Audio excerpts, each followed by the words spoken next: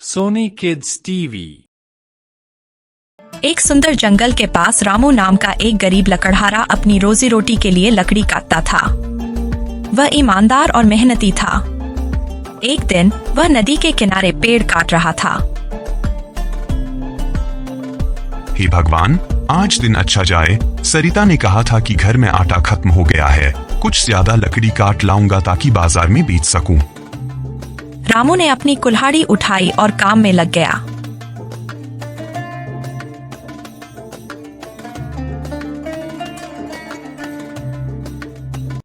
रामू एक बड़े पेड़ को काटने लगा।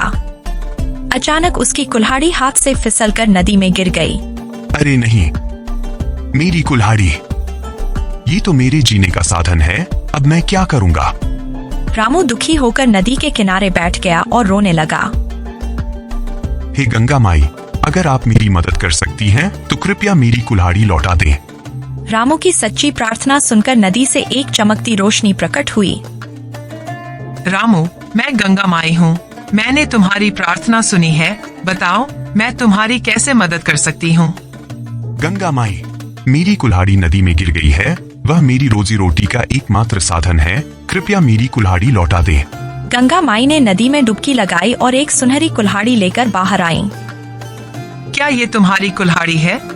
नहीं गंगा माई, यह मेरी कुल्हाड़ी नहीं है। मेरी कुल्हाड़ी लोहे की थी। गंगा माई मुस्कुराई और फिर नदी में डुबकी लगाई। इस बार वह चांदी की कुल्हाड़ी लेकर बाहर आई। क्या ये तुम्हारी कुल्हाड़ी है? नहीं गंगा माई, यह भी मेरी कुल्हाड़ी नहीं है। गंगा माई ने तीसरी बार नदी में डुबकी लगाई और लोहे की कुल्हाड़ी लेकर आई। अब तो यह तुम्हारी कुल्हाड़ी होगी। हाँ गंगा माई, यही मेरी कुल्हाड़ी है। धन्यवाद। गंगा माई रामू की ईमानदारी से बहुत प्रसन्न हुई। रामू, तुम्हारी सच्चाई से मैं खुश हूँ। ये तीनों कुल्हाड़ियाँ तुम्हारी हो गईं। जाओ, इन्हें बेचकर अपना जीवन सुधारो। रामू ने गंगा माई को धन्यवाद दिया और खुशी खुशी घर लौट आया।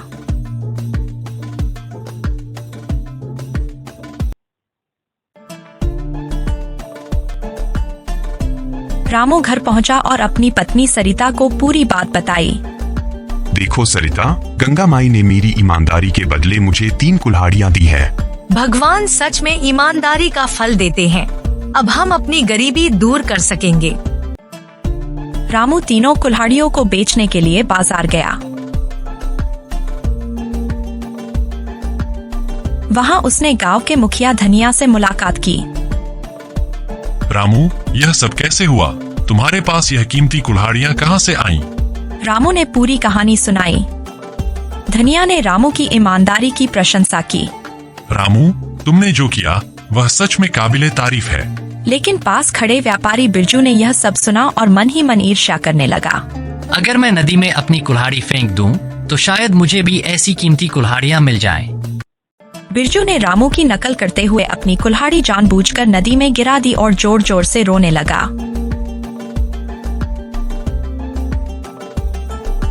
हे गंगा माई, मेरी कुल्हाड़ी लौटाओ। गंगा माई फिर प्रकट हुई। कौन है जो मुझे बुला रहा है? गंगा माई, मेरी कुल्हाड़ी नदी में गिर गई है। कृपया मेरी मदद करें। गंगा माई ने नदी में डुबकी लगाई और सुनहरी कुल्हाड़ी लेकर आई। क्या ये तुम्हारी कुल्हाड़ी है? हाँ गंगा माई, यही मेरी कुल्हाड़ी है। गंगा माई को बिरजू का झूठ समझ में आ गया। झूठ बोलने की सजा पाओगे। अब तुम्हारी असली कुल्हाड़ी भी नहीं मिलेगी। जाओ यहाँ से। गंगा माई नदी में गायब हो गई।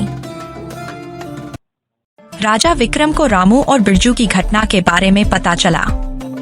उन्होंने दोनों को अपने दरबार में बुलाया। रामू, मैंने सुना कि तुमने ईमानदारी से सब कुछ पाया, और बिरजू, तुमने झूठ बोला। मैं देखना चाहता हूँ कि ईमानदारी का असली मूल्य क्या है। राजा ने रामू को पुरस्कृत किया और बिरजू को सजा दी। धन्यवाद महाराज, मैं हमेशा ईमानदार रहने की कोशिश करूंगा। मुझे अपनी गलती का एहसास हो गया है। रामू और सरिता ने अपनी ईमानदारी और मेहनत से अपना जीवन बदल लिया। उनके मित्र मनोहर ने भी इस घटना से प्रेरणा ली। रामू, तुमने हमें सिखाया कि सच्चाई और ईमानदारी ही सबसे बड़ा धन है।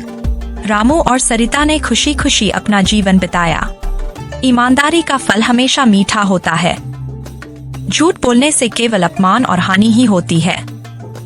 हमें जीवन में हर स्थिति में सच्चाई और ईमानदारी का साथ देना चाहिए।